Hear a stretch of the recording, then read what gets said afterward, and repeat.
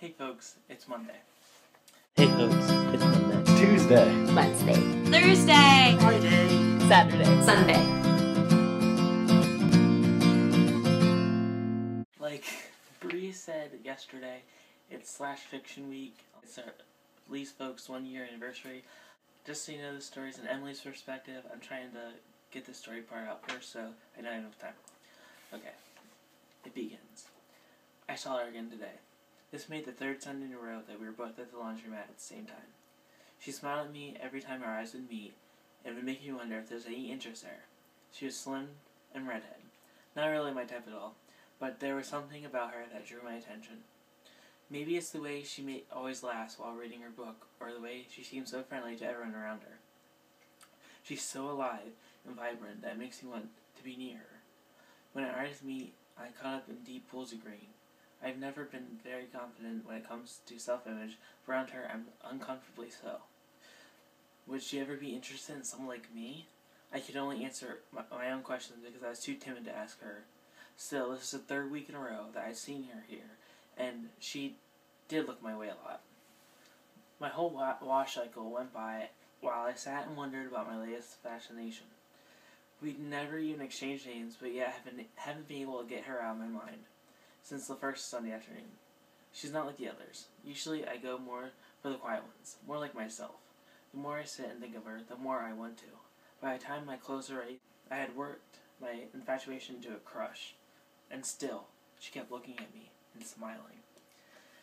After I loaded my clothes in the dryer, I found a nearby seat and pulled out my book, hoping to put her out of my head, but not knowing it wouldn't succeed.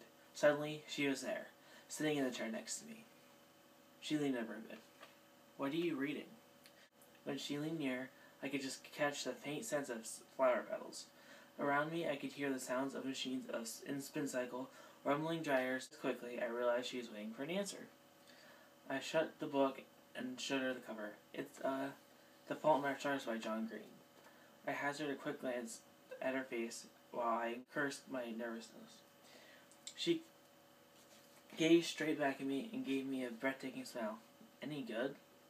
I smiled shyly while nodding and replying with a quiet yes. After a few seconds, I decided to take the initiative for once in my life, and I looked back at her. I was kind of surprised. It's not my normal genre, so I wasn't sure if I'd like it. I think I startled her for a second when I started speaking, but her smile never wavered. "Really? What do you like to read?" Now, this was the subject I felt comfortable with. Well, I usually prefer science fiction or fantasy, but I'll read just anything about any kind of fiction.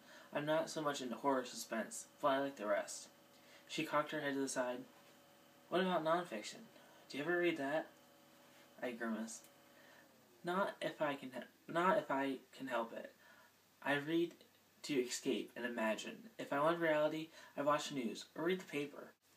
She laughed, and I swear I saw her eyes twinkle. I think that describes how I feel exactly.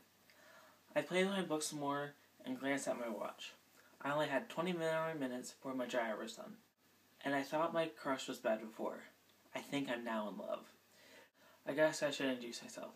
My name's Emily. She took my hand and laughed softly. "My name's Laya." And we were staring into each other's eyes, and I felt something. It was a connection. There was a strong connection. I wondered what she saw when she looked into my eyes.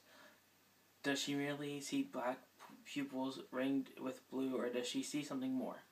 Does she see my thoughts and emotions, or maybe even my very soul? Then the moment was broken with a buzzing of the dryer. I looked down at my watch and realized my load was done. When I looked back up, the spell was broken, but I could still feel the vague connection. I looked down at her joined hands, and I knew she felt it too. She smiled at me. "Would you like to go for some coffee?" I felt giddy with relief. "Sure, I'd love to." I glanced back at the dryer. "I had to finish this up first, though. Do you mind waiting?" Again, she met me at my dryer register. "How does the Jumping Bean Cafe sound?" When I nodded, she went on. "You want to follow me there?" I looked into those clear green eyes, and I knew I was hers. I could never deny her anything. "Sure, you lead, I'll follow." She smiled and turned away, then, just as quickly, turned back and stepped in close. It seemed like the most natural thing to do as we leaned towards each other. The kiss was soft and sweet, everything I imagined it would be. It didn't end so much as drift away. When I looked down at her again, I saw something new in her eyes, and I knew the same thing was shining in my own. I saw love, and I saw our future. Slowly, she backed away until just her fingertips were touching. When at last she broke the remaining connection, she gave me a quiet smile. "I'll see you in a few minutes then." I just smiled back. "You lead, and I'll follow." And that was the end of our beginning. The end. Benjo, I will see you tomorrow.